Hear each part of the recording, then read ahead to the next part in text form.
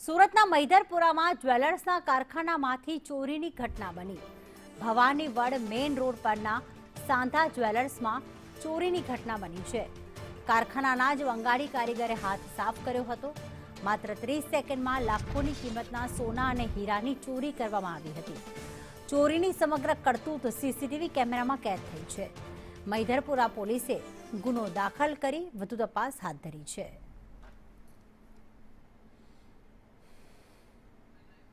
તો સાંધા જ્વેલર્સમાં ચોરીની ઘટનાને અંજામ આપવામાં આવ્યો હતો।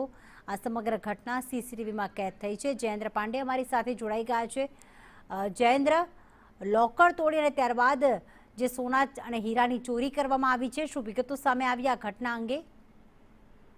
બિલકુલ, આ સમગ્ર ઘટના સુરત શહેરના મૈદરપુરા વિસ્તારમાં આવેલી ઘટના છે, જ્યાંથી ચોરીની સમગ્ર ઘટના બનવા પામી છે। ત્યાં હીરા ચોરીને સોના વેપારને હાથ ધરાતા ભવાની વાડ મેઇન રોડ પર આવેલું છે, ત્યાં જ્વેલર્સના કારખાનામાંથી ત્યાં જ કામ કરતો એક બંગાળી કારીગરે અંદાજે રૂપિયા 30.32 લાખની કિંમતનું સોનું અને હીરા ચોરી ફરાર થઈ ગયો। માત્ર ને માત્ર 30 સેકન્ડમાં આ તમામ વસ્તુઓ જે છે તે લઈને ફરાર થઈ ગયો હતું। ત્યારબાદ જ્યારે સાંજે ઓડિટ થતા એટલે કે તમામ હીરાની ગણતરી થતા જે છે માલુમ પડ્યું હતું કે આ 30 લાખની જે છે હીરા જે છે ચોરી થવાનો મામલો સામે આવ્યો હતો। ત્યારબાદ સીસીટીવી તપાસ કરતા ત્યાંનો એક કર્મચારી જે છે હીરા એને ફરાર થઈ ગયો। સમગ્ર બાબતે સીસીટીવી ફૂટેજ પણ આવ્યા છે। સીસીટીવી ફૂટેજમાં સ્પષ્ટપણે જોઈ શકાય કે કઈ રીતે કારીગર હીરા ચોરી કરીને ત્યાંથી ફરાર થઈ છે। સમગ્ર મામલે હાલ ભવાની વાડના જે સંચાલક તેમના દ્વારા મૈદરપુરા પોલીસમાં જે છે આરોપી વિરુદ્ધ ફરિયાદ નોંધાવી છે। પોલીસે ગુનો નોંધી આગળની તપાસ હાથ ધરી છે।